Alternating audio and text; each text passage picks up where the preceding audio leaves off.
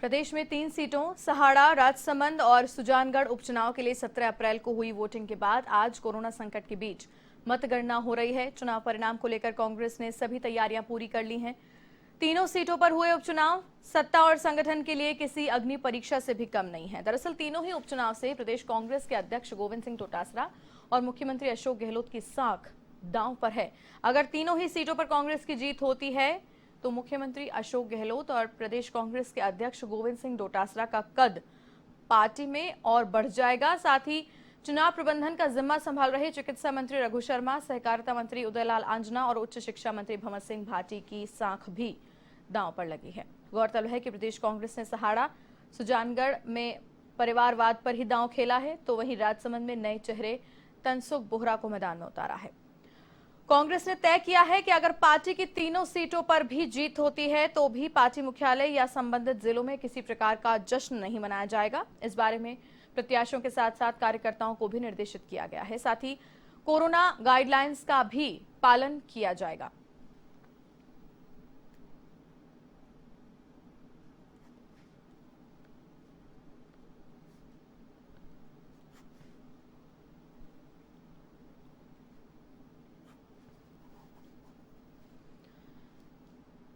तो आपको बता दें कि मतगणना के बाद जो नतीजे आएंगे उससे ये साफ हो जाएगा कि किसने कौन सी सीट पर बढ़त बना रखी है और यहां पर कांग्रेस की साख दांव पर लगी हुई है।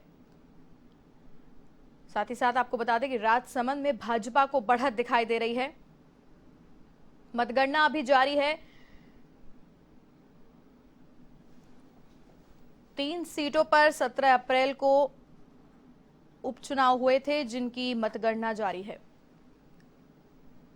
साथ ही साथ आपको बता दें कि विजेता प्रत्याशी को जश्न मनाने की इजाजत नहीं दी जाएगी। साथ ही साथ कार्यकर्ताओं को भी इस बाबत निर्देशित किया गया है।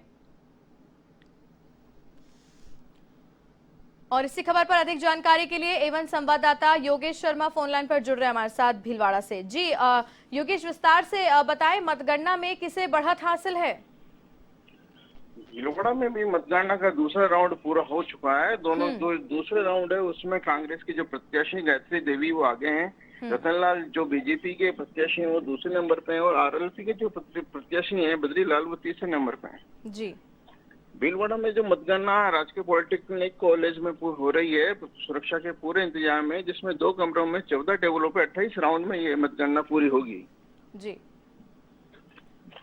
योगेश, ये भी बताया जा रहा है कि कांग्रेस का जीतना काफी अहम माना जा रहा है। ऐसे में कितना महत्वपूर्ण है कांग्रेस के लिए चुनाव जीतना, क्योंकि साख दांव पर लगी है दिग्गज नेताओं की?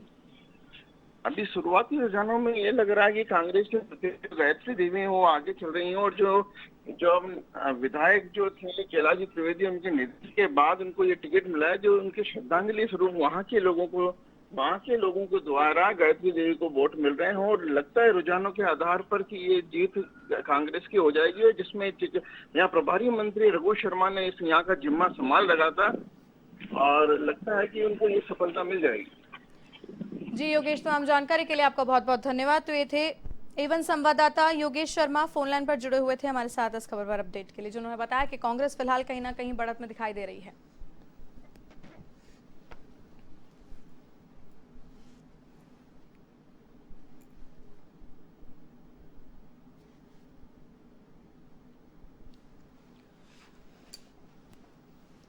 मतगणना का 2 चरण खत्म हो चुका है और क्या कुछ होगा इसके बाद ये देखने वाली बात रहेगी। फिलहाल ये बहुत ही महत्वपूर्ण है कांग्रेस के लिए इन सभी सीटों को बचाना और साख दिग्गज नेताओं की दांव पर लगी हुई है। इस सीट पर रघु शर्मा ने जिम्मा संभाल रखा था।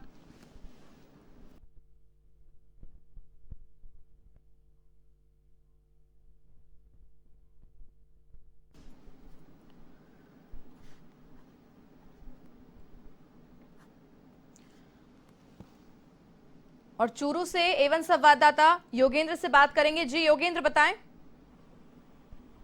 जी भारती जी, बताना चाहूंगा 17 तारीख को जो उपचुनाव सुजानगढ़ हुए थे उनकी मतगणना आज पॉलिटेक्निक कॉलेज चूरू में चल रही है, जिसके रुझान अभी आधे घंटे में आने शुरू हो जाएंगे। जी कोविड प्रोटोकॉल की पूरी पालना की जा रही है। जिला निर्वाचन अधिकारी के आदेशानुसार आरटीपीसीआर की जांच देखकर ही अभ्यर्थियों को और कार्यकर्ताओं को प्रवेश दिया जा रहा है। आधे घंटे बाद मतगणना के पहले रुझान आने शुरू हो जाएंगे। जी भारती जी, क्या अभी तक कोई रुझान नहीं आ पाए हैं? किससे बढ़त हासिल है, इस पर क्या कोई अपडेट है आपके पास? अभी डाक मत पत्रों की गिनती जारी है। डाक मत पत्र खत्म होने के बाद ईवीएम मशीनों की गिनती शुरू की जाएगी। जी भारती जी योगेंद्र, तमाम जानकारी के लिए आपका बहुत बहुत धन्यवाद। तो ये थे एवन संवाददाता योगेंद्र, फोन लाइन पर जुड़े हुए थे चूरू से हमारे साथ, जिन्होंने बताया सुजानगढ़ का हाल।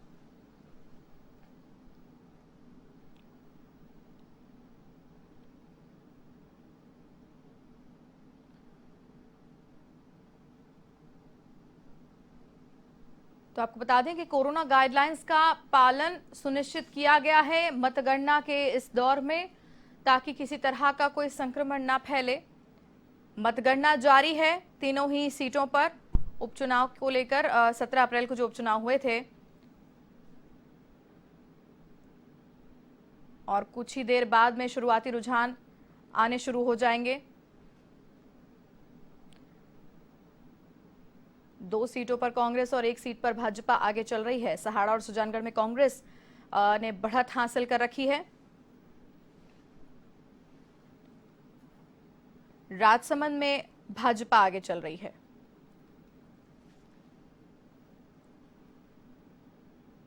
और इस बात को लेकर भी निर्देशित किया गया है कि जीते हुए प्रत्याशी किसी तरह का कोई जश्न नहीं मना पाएंगे। साथ ही साथ विजयी सर्टिफिकेट लेने के लिए भी मात्र 2 जन ही पहुंच पाएंगे। और राजसमंद में क्या कुछ चल रहा है जानेंगे एवन संवाददाता गौतम से। जी गौतम, बताएं। जी भारती, बिल्कुल बता देता हूँ। राजसमंद में विधानसभा उपचुनाव को लेकर मतदान का कार्य शुरू है और 25-25 राउंड में यहाँ मतगणना की जा रही है।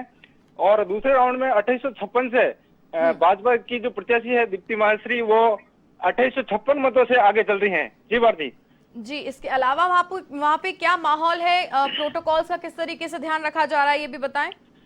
बिल्कुल भारती, ये बता देता हूँ कि कोरोना महामारी के चलते अधिकारियों द्वारा सोशल डिस्टेंस के साथ और पूरी गाइडलाइंस के साथ यहाँ मतगणना की जा रही है और सुरक्षा व्यवस्था को लेकर पुलिस जाब्ता तैनात है।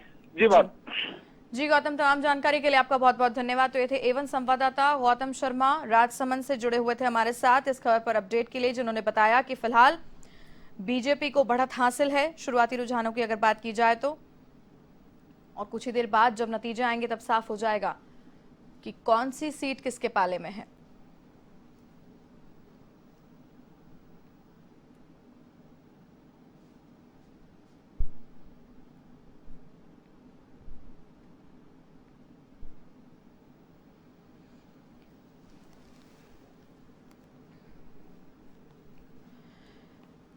तमाम दिग्गज नेताओं की साख यहां पर दांव पर लगी हुई है। इन सीटों को बचाना कांग्रेस के लिए भी बेहद महत्वपूर्ण है। पार्टी में उनका कद और बढ़ जाएगा अगर ये तीनों ही सीटें उनके पाले में आ जाती हैं तो। और अब मतगणना का दौर जारी है। क्या नतीजे आएंगे उससे साफ होगा कि कौन सी सीट किसके पास आई। 17 अप्रैल को 3 सीट पर उपचुनाव हुए थे, जिनके लिए मतगणना की जा रही है। प्रोटोकॉल्स का ध्यान रखा जा रहा है, सोशल डिस्टेंसिंग का ध्यान रखा जा रहा है।